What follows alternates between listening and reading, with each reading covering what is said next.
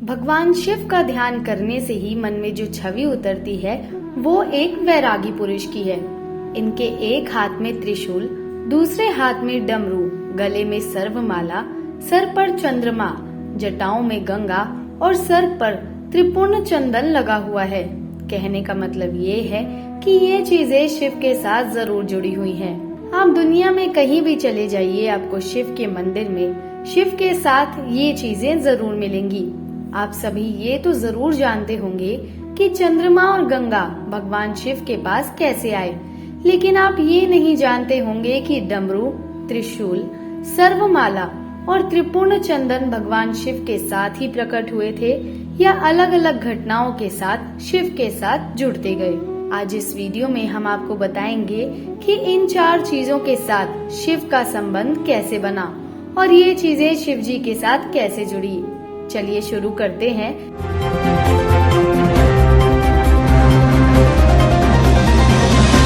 भगवान शिव सर्वश्रेष्ठ सारे अस्त्रों शस्त्रों के ज्ञाता है, लेकिन पौराणिक कथाओं में इनके 2 प्रमुख अस्त्र का जिक्र किया जाता है। एक है धनुष और दूसरा है त्रिशूल। भगवान शिव के धनुष के बारे में तो यह सब जानते हैं कि इसका आविष्कार स्वयं शिव जी ने किया था, लेकिन त्रिशूल कैसे इनके पास आया इस विषय में कोई कथा नहीं है। मान्यता है कि सृष्टि के आरंभ में जब ब्रह्मानंद से भगवान शिव प्रकट हुए थे तो उनके साथ रज, तम, सत ये 3 गुण भी प्रकट हुए। यह 3 गुण शिव जी के 3 शूल यानी त्रिशूल बने।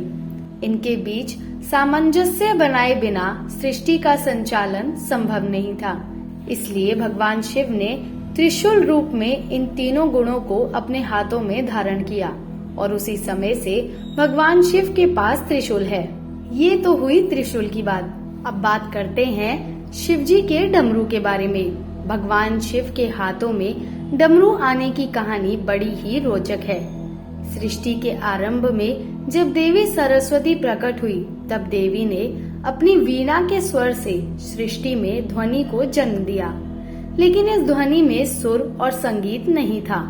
उस समय भगवान शिव ने नृत्य करते हुए 14 बार डमरू बजाए और इस ध्वनि से व्याकरण और संगीत के छंद, ताल का जन्म हुआ। कहते हैं कि डमरू ब्रह्म का स्वरूप है जो दूर से विस्तृत नजर आता है, लेकिन जैसे जैसे ब्रह्म के करीब पहुंचते हैं वह संकुचित हो दूसरे सिरे से मिल जाता है और फिर विशालता की ओर बढ़ता है। सृष्टि में संतुलन के लिए भगवान शिव अपने साथ डमरू को लेकर प्रकट हुए थे। इसका आकार रेत घड़ी जैसा है जो दिन रात और समय के संतुलन का प्रतीक है।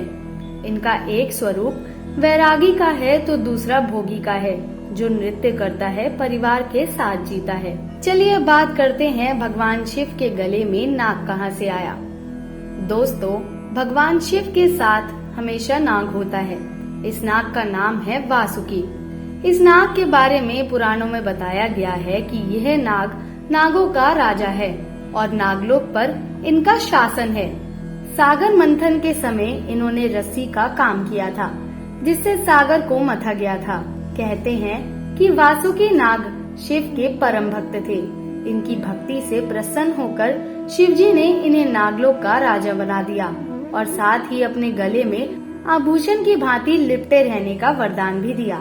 इससे भगवान शिव का सौंदर्य और बढ़ गया और साथ ही साथ नागलोक वासुकी भी अमर हो गए। हम बात करते हैं कि आखिर भगवान शिव के मस्तिष्क पर चंदन कैसे पहुंचा और जिसे हम त्रिपुण कहते हैं उसकी शुरुआत कैसे हुई।